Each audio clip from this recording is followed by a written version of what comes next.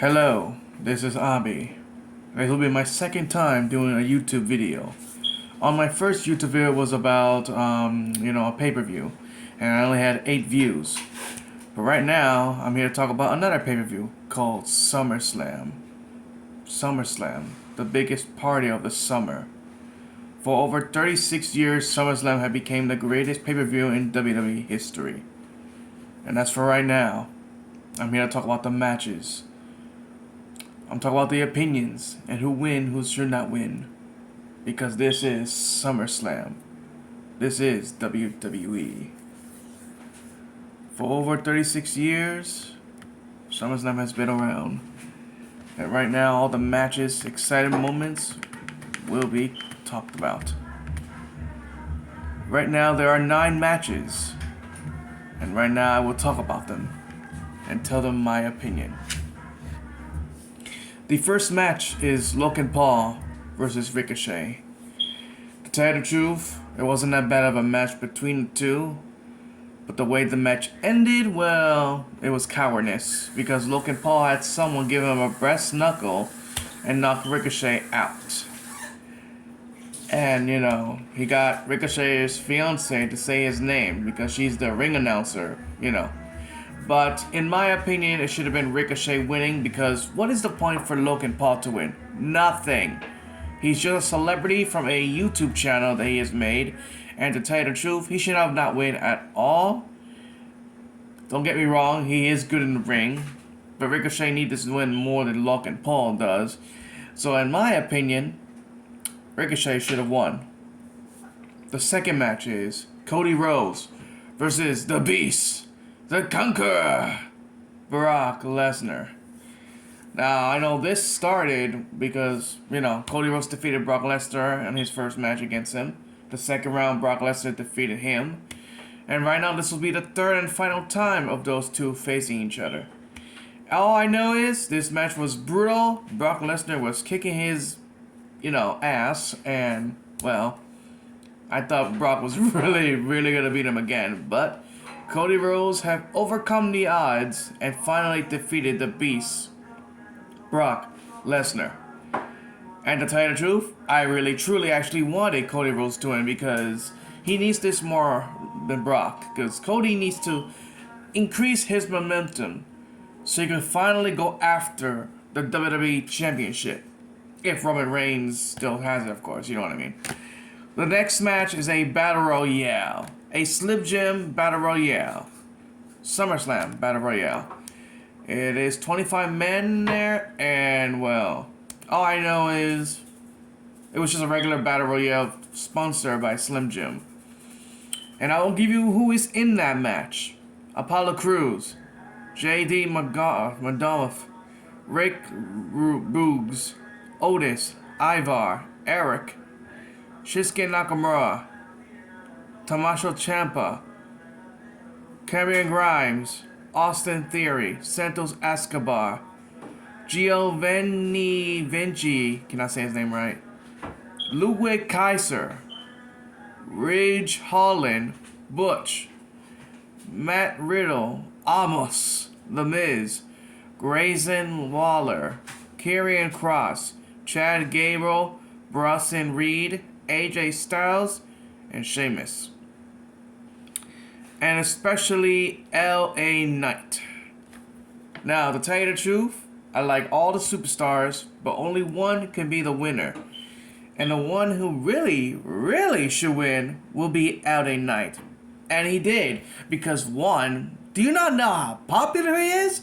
I mean, come on, look at him. When you're connected with the crowd, sometimes you need to take advantage of the popularity of the wrestler and push him. Give it a development. Give it a momentum. Keep winning. Win more, lose less. And LA Knight needs that. Because, come on, look at him. He's popular. Popularity is like a superpower. When you're popular, you need to get pushed. And I'm glad LA Knight wins. The question is, what is next for LA Knight? Yeah. The question is, when? Yeah. But I don't know. We'll find out on Monday or on SmackDown. The next match is Shayna Baszler versus Ronda Rousey in a MMA rules match. tell you the truth, I kind of really wanted Shayna Baszler to win because I feel like Shayna Baszler deserves this more win than Ronda Rousey. Because look at Ronda already. She's already a top star in MMA, and she's already a top star in WWE. Shayna Baszler needs this win more than her. And to tell you the truth, I'm glad that Shayna Baszler wins because she really deserves it. I mean, look at her. She is vicious. She is aggressive. She needs this win. She needs to be a dominant fighter and wrestler again, because do you not realize she could have been women's champion at the time? She could have been women's champion. She could have been dominating. To tell you the truth, she could have been undefeated in the main roster, to tell you the truth. But it didn't happen like that. But I'm glad that Shayna Baszler wins, and I'm glad she wins this match because she needs it. She needs to keep going and develop a threat to become the next women's champion.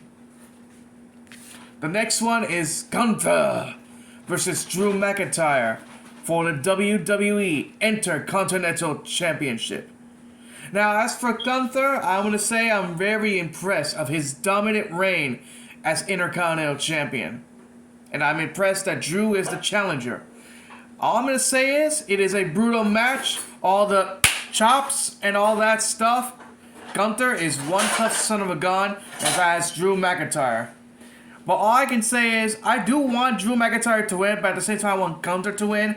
But to tell you the truth, it's not easy to choose because I really want Gunther to continue the title reign. And to tell you the truth, Gunther should win this, so I'm glad that Gunther wins because, one, he comes close of becoming Intercontinental Champion. And to tell you the truth, he might surpass the Honky Tonk Man. Now, as for the Intercontinental Championship, I'm going to say this. He might surpass the Honky Tonk Man. But the question is, who will he... Here's the thing. The Intercontinental Champion has been around for a long time. Since 1979, if I'm correct, because I don't want to mess up there. He's been around for a long time. That title has been around for a long time. And to tell you the truth, that title really has been around for a long time.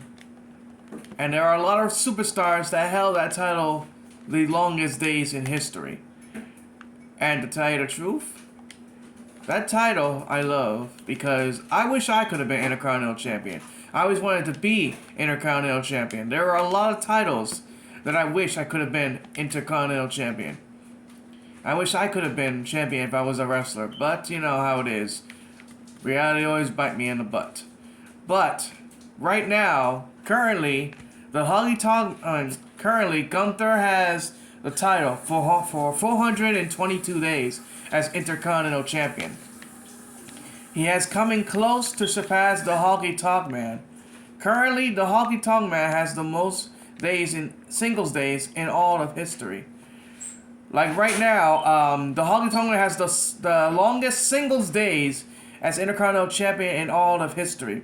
For 454 days, the Honky Tonk Man has held the title. As for Gunther, he held it for 422.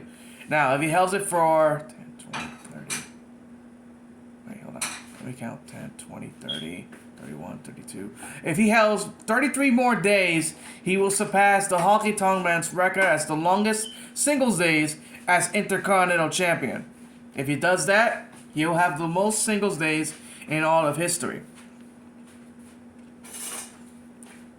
But here's another thing. There is another day that has never been surpassed, and that is the Latino wrestler Pedro Morales, who has the longest combined reign at 619 days as Intercontinental Champion. Now here is the question. Will Gunther surpass that day as well? We don't know if WWE will actually do it. To tell you the truth, if they are going to have Gunther surpass the Honky Tonk Man and Pedro Morales days, they need to ask permission of the legend and the family before they should ever surpass a record. Because, trust me, all those legends have worked hard to have the most days in history. And to tell you the truth, if you want to surpass a day, you need to ask permission before you ever surpass anyone's days as champion. But all I'm going to say, I am impressed with Gunther. He's a good wrestler. He's a good, tough guy, and trust me, I have seen his matches in NXT UK, and he has the longest NXT UK championship in all of history. And I don't think anyone will ever surpass that now that the NXT UK show is over. But Gunther, I'm impressed of his skills, I'm impressed of his toughness, and I'm impressed of his aggression. And right now, I hope he continues his momentum as Intercontinental Champion, and maybe he'll do well as World Champion one day.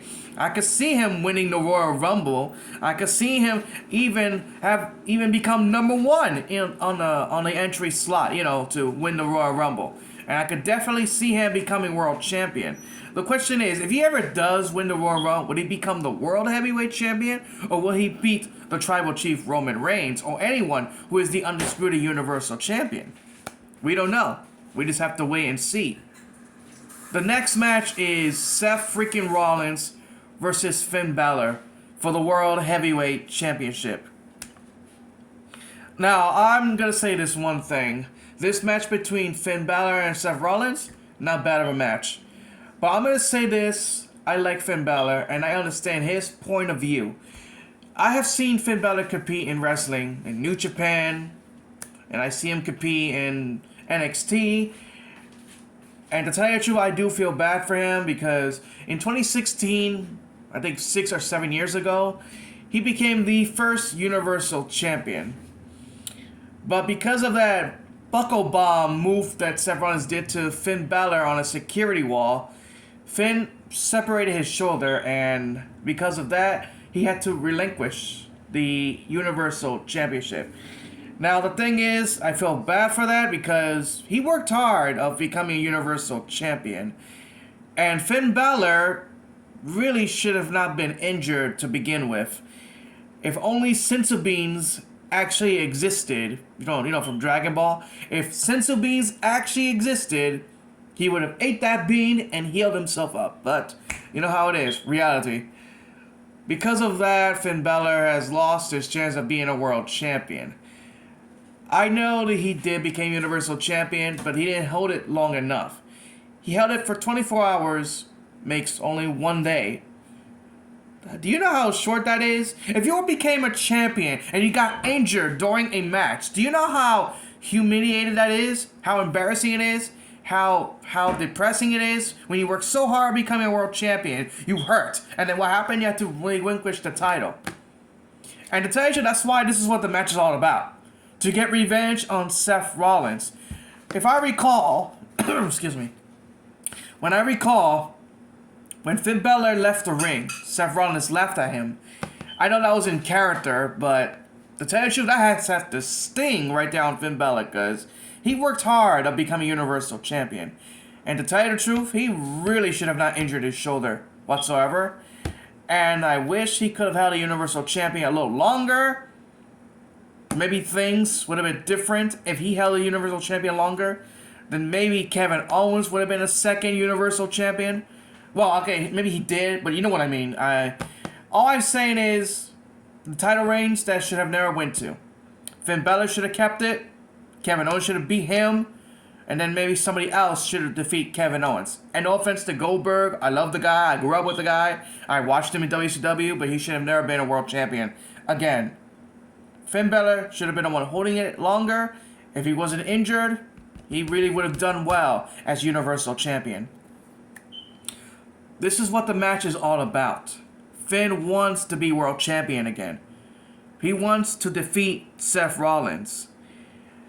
And that's what his mission is. That was his accomplishment that he wants to do. He wants to defeat Seth Rollins, become World Heavyweight Champion, and maybe redeem himself to hold that title longer. But it didn't happen that way. Don't get me wrong, I do like Seth freaking Rollins, but I feel like Finn really should have won that match. But because of the miscommunication with Damian Priest, he thought Damian Priest was going to cash in, but that wasn't the case. Damian Priest wanted him to use the briefcase and use it to knock Seth Rollins down, while the Judgment Day distracts the referee. And because of the miscommunication, it didn't work that way. So when Finn Balor was having trouble defeating Seth Rollins because he did everything he could, including his move, his finishing move, the Gras, Seth Rollins still kicks out. And because of that, Finn wanted Damian Priest to give him the briefcase. He did. He slid the briefcase in, walked around the ring, trying to distract the referee. But Seth Rollins, in his clever wit, he did the stomp on Finn Balor on the briefcase. And because of that, Seth Rollins retained the World Heavyweight Championship. Now, I know the teasing of the dissolve of Judgment Day. And right now, I can see there's going to be a lot of feud between Damian Priest and Finn Balor. Now, the thing is, Payback, the pay-per-view, will be coming soon in September. And we don't know, will Finn Balor want payback on Seth Rollins? Or will Finn Balor want payback on Damian Priest? I have a feeling there are two options. One, he might beat up Seth Rollins and wants a rematch. Or two, he wants to face Damian Priest for the Money in the Bank briefcase. Now think about this. If that will happen, he could face Damian Priest for the contract, for the briefcase. And if there's another case, he could face Seth Rollins for the World Heavyweight title without Judgment Day and Damian Priest to interfere. We don't know what's going to happen, so we have to wait and see on Monday Night Raw. But I really, truly want Finn Balor to win this match, because he really needs to be world champion. Don't get me wrong, Seth Rollins did well as world heavyweight champion, but I feel like Finn should have had that title. Should have been world champion already, to tell you the truth, because he worked very hard after many years, and Finn needs to be world heavyweight champion. But it didn't happen that way, so we don't know what's going to happen to Finn and Damian Priest, so we'll wait and see on Monday Night Raw. The next match is Bianca Belair versus Asuka versus Charlotte Flair, a triple threat match for the WWE Women's Championship. Now, this match wasn't that bad, and to tell you the truth, I truly wanted Asuka to retain, because Asuka just won the Women's Championship on a previous pay-per-view. And to tell you the truth, I feel like Asuka should have retained the championship. But the winner of the match is Bianca Belair. It was a good match between all these three women. The only good thing is I am glad that Charlotte didn't win, because Charlotte does not need another reign as Women's Championship. So I hope that Charlotte does not go after the Women's Championship again. And I hope you don't become Women's Champion, because you don't need it. You regain too many of them. You don't need to be Women's Champion. But Bianca Belair wins the championship that she worked hard to have. She wanted her rematch. She got the title. But here's a shocking thing that has happened. And to tell you the truth, I actually seen it coming. After the match, Io Sky has cashed in her Money in the Bank. And because of that, Io Sky has cashed in the Money in the Bank briefcase, suitcase, whatever the heck you want to call it. Io Sky wins. She did the moonsault on Bianca Belair, and she became the new Women's Champion. Now, to tell you the truth, I wish it was a different time. I wish Asuka retained it, to tell you the truth. And to tell you the truth, I actually wanted Io Sky to cash in on Asuka, because think about it. Asuka versus Io Sky for the Women's Championship at Payback. Think about that. Asuka versus Io Sky for the Women's Championship at Payback. That would have been the match I wanted to see, to tell you the truth. But I have a feeling that Bianca Belair will want a rematch again and wants to face Io Sky for the Women's Championship at Payback. Now, here's the thing. They should do a number one contender match on SmackDown. And I have a feeling they should do Asuka versus Bianca Belair. And the winner of the match will face Io Sky for the Women's Championship at Payback. Because, think about it, it will make sense. I mean, Asuka lost the title. Belinga Belair lost the title. They both want a rematch. So I would not be surprised if they do a number one contender match, or they might do another triple threat match. The thing is, it doesn't matter what match it is, I want to see it.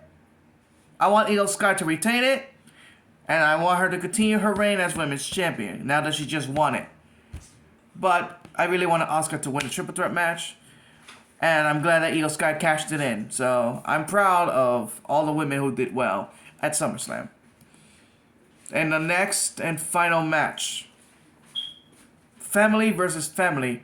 Dos primos, two cousins, are battling out of a war of championship and being the tribal chief. Roman Reigns, who held the Universal Champion for over 1,000 days, over 1,000 plus days, versus Jey Uso for the undisputed WWE Universal Championship and as the recognition of the tribal chief of the family. This is a tribal comeback. No disqualification, no rules. The only way to win is by pinfall or submission. It was a brutal match between those two. I thought Jey was really going to win this one, but in a shocking turn of events, a plot twist that I kind of seen that coming, but at the same time I did not see this coming. It was a brother, Jimmy Uso, who got beat up by Roman Reigns, who betrayed Roman Reigns because he felt abused by Roman Reigns. And a shocking event that I almost didn't see it coming, but at the same time I didn't see it coming. But I was surprised and confused because I thought Jimmy Uso didn't want to be with the bloodline anymore. Because there was a lot of tease of Jimmy Uso leaving the bloodline. And to tell you the truth, I was not expecting Jimmy to betray his brother. It was a plot twist that I kind of see it coming, but didn't. But all I know is Jey came this close. This close to become the undisputed Universal Champion. And Jimmy took it all away. I mean, Jey did it for you, Jimmy, and I just don't get it. Why? Jey wanted to win the match for you. Wanted to be tribal chief for you. You, the one who betrayed Roman Reigns, and now you wanted to go back with Roman Reigns? I don't get it. After all the misery that you have felt, after all the abuse you have felt from Roman Reigns, you want to go back? Like, what is going on here? You want to go back to the bloodline after what Roman has done to you? I don't get you, Jimmy Uso. Why the heck did you betray Jey to help Roman Reigns retain the title and the tribal chief status? What the heck is going on here? What is going on in your mind? Is it because of all the beat-ups you got from Roman Reigns, you realized that you got to go back with Roman Reigns or something? Or because you felt a threat that Jey will become world champion and you will never be world champion? I don't know what is going on here, but this is like a plot twist I am surprised to see. Right now, it looks like Jimmy is back with the bloodline, and right now, we don't know what's going to happen next. But could be payback. Could be Jimmy and Jey facing each other. But I feel like this is the wrong time to betray your brother. I feel like it should happen at WrestleMania maybe. But I don't know what the heck is going on here. The storyline is getting me confused a little bit because I have seen betrayals on the bloodline 3 times. Sami Zayn, perfect timing. Jimmy, perfect timing. Jey, perfect timing. But Jimmy betraying Jey, Not perfect timing of that one.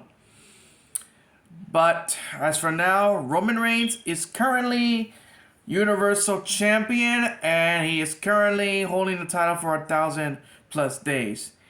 He is continuing of holding that title longer. Here's the question I am trying to figure out here. Through all the years of championships, only one man have held the title the longest. And that is Bruno Sammartino. Bruno Sammartino has held the title. Hold on, where's the information I'm trying to read here? Okay, no, not the belt design. There it is. Roman Reigns is currently having 1,000+ days. And I'm wondering what is WWE plans here. Because here's the thing. Bruno Sammartino, one of the greatest WWE champions of all time, has held the single days as 2,803 days as WWE champion. The most singles days in all of history of the World Wrestling Federation through all the years. And Bruno, that record will never be surpassed. And I hope that record will never surpass, because I feel like Bruno earns and deserves to hold that record after all the hard work that he has done for over many years as WWE champion. Right now, we don't know what's going on with Roman Reigns on this one. Because here's the thing. Roman Reigns is currently holding